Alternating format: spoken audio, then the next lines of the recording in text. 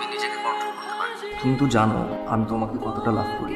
রাখি, এভাবে scene create করাকে না বলে না, ওকে? প্রমিস করছি এরকম আর কখনোই হবে না। আচ্ছা তুমি বলো তুমি কোথায় আছো, আমি এসে শুধু সরি বলতে চাই। দেখো শুধু আমি বুঝতে পারছি আমাদের মধ্যে কিছু মিসআন্ডারস্ট্যান্ডিং হচ্ছে। আমি কিছু সব ক্লিয়ার করতে চাই। করো। রাকিবের সাথে আমার ব্রেকআপ হওয়ার পর আমি খুব ডিপ্রেশন ছিল।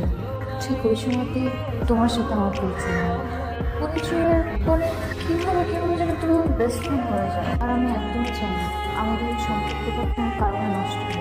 দেখো আমি রাকিবকে অনেক লাভ করি, অ্যান্ড আমি জানি রাকিব অনেক লাভ করে আমাকে। অ্যান্ড আমি এটাও বুঝি দ্যাট ইজ নট পারফেক্ট। সব মানুষ তো সব দিক থেকে পারফেক্ট হয়ও না।